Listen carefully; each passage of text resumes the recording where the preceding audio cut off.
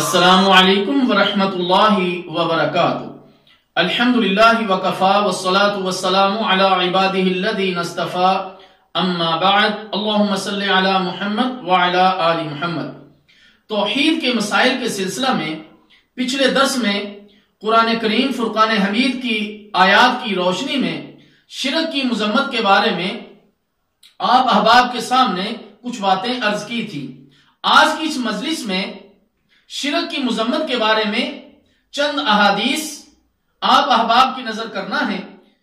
اللہ تعالیٰ سے امید ہے کہ ہم ان کو سمجھیں گے اور عمل کرنے کی کوشش کریں گے۔ نمبر 1، رسول اللہ صلی اللہ علیہ وسلم نے سیدنا معاذ رضی اللہ تعالی عنہ کو 10 نصیحتیں کی، جن میں سیر فہرست یہ نصیحت تھی کہ لا تشرک باللہ شیئا وَإِن قُتِلْتَ أَوْ حُرِّقْتَ، یعنی اللہ تعالیٰ جل شانہ کے ساتھ کسی کو شریک نہ کرنا، خواہ تمہیں قتل کر دیا جائے یا جلا دیا جائے۔ مسند احمد۔ نمبر 2، پیارے نبی صلی اللہ علیہ وسلم نے 7 ہلاک کرنے والی چیزوں سے فرمایا کہ بچو۔ نمبر 1، اللہ کے ساتھ شرک کرنا۔ نمبر 2، جادو کرنا۔ نمبر 3، ناحق قتل کرنا۔ نمبر 4، یتیم کا مال کھانا۔ نمبر 5، سود کھانا۔ اور نمبر 6، میدان جنگ سے بھاگنا۔ اور نمبر 7، بھولی بھالی مومن عورتوں پر تہمت لگانا۔ صحیح مسلم۔ نمبر 3، ارشاد نبوی صلی اللہ علیہ وسلم ہے، اللہ تعالیٰ اس وقت تک بندے کے گناہ معاف کرتا رہتا ہے جب تک اللہ اور بندے کے درمیان حجاب واقع نہ ہو۔ صحابہ رضی اللہ تعالی عنہ اجمعین نے عرض کی، یا رسول اللہ صلی اللہ علیہ وسلم، حجاب سے کیا مراد ہے؟ تو پیارے نبی صلی اللہ علیہ وسلم نے فرمایا، حجاب کا مطلب یہ ہے کہ انسان مرتے دم تک شرک میں مبتلا نہ ہو۔ مسند احمد۔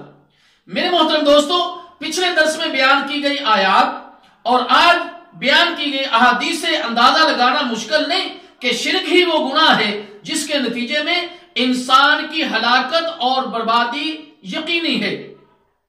اس کی ہم چند مثالیں اور آپ کے سامنے بیان کرتے ہیں۔ قیامت کے روز سیدنا ابراہیم علیہ السلام اپنے باپ آزر کی بخشش کے لیے سفارش کریں گے، تو جواب میں اللہ تعالیٰ جل شانہ کا ارشاد ہوگا، انی حرمت الجنت علی الکافرین، کہ میں نے جنت کافروں کے لیے حرام کر دی ہے۔ صحیح بخاری۔ یہ کہہ کر حضرت ابراہیم علیہ السلام کی سفارش کو رد کر دیا جائے گا۔ دوسری مثال، رسول اللہ صلی اللہ علیہ وسلم کے چچا جناب ابو طالب کے بارے میں کون نہیں جانتا کہ انہوں نے پیارے نبی صلی اللہ علیہ وسلم کی بعثت مبارکہ کے بعد ہر مشکل گھڑی میں بڑی جرت اور استقامت کے ساتھ پیارے نبی صلی اللہ علیہ وسلم کا ساتھ دیا۔ قریش مکہ کے ظلم و ستم اور بے پناہ دباؤ کے سامنے وہ آہنی دیوار بن کر کھڑے ہو گئے۔ شیب ابی طالب کے ایام اسیری میں بھی آپ صلی اللہ علیہ وسلم کا اس نے بھرپور ساتھ دیا۔ ابو جہل وغیرہ نے رسول اللہ صلی اللہ علیہ وسلم کے قتل کا ارادہ کیا تو بنو ہاشم اور بنو مطلب کے نوجوانوں کو اکٹھا کر کے حرم شریف میں ابو جہل کو علل اعلان مرنے مارنے کی دھمکی دی انہوں نے۔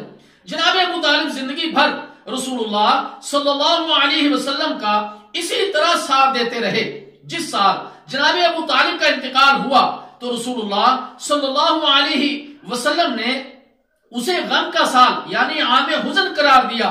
رسول اللہ صلی اللہ علیہ وسلم کے ساتھ خونی تعلق اور دینی معاملات میں آپ صلی اللہ علیہ وسلم کی بھرپور حمایت کے باوجود ایمان نہ لانے کی وجہ سے جناب ابو طالب جہنم میں چلے جائیں گے۔ صحیح مسلم۔ تیسری دلیل، ایک شخص عبداللہ بن جدعان کے بارے میں رسول اللہ صلی اللہ علیہ وسلم سے سوال کرتا ہے کہ وہ صلہ رحمی کرنے والا اور لوگوں کو کھانا کھلانے والا شخص تھا، کیا اس کی یہ نیکیاں قیامت کے روز اس کے کام آئیں گی؟ تو پیارے نبی صلی اللہ علیہ وسلم نے ارشاد فرمایا کہ نہیں، کیونکہ اس نے عمر بھر ایک مرتبہ بھی نہیں یہ کہا کہ رب اغفر لی خطیئتی یوم الدین، اے میرے رب قیامت کے روز میرے گناہوں کو معاف کر دینا۔ صحیح مسلم۔ یعنی اس کا نہ اللہ تعالیٰ پر ایمان تھا اور نہ ہی قیامت کے دن پر ایمان تھا اس کی ساری نیکیاں اور صالح اعمال برباد ہو جائیں گے۔ اللہ تعالیٰ جل شانہ سے دعا ہے کہ اللہ تعالیٰ تمام مسلمانوں کو شرک سے بچنے کی توفیق عطا فرمائے۔ توحید کے مسائل کے بارے میں اگلے درس انشاءاللہ اگلی مجالس میں آپ احباب کے سامنے بیان کیے جائیں گے۔ والسلام علیکم ورحمۃ اللہ وبرکاتہ۔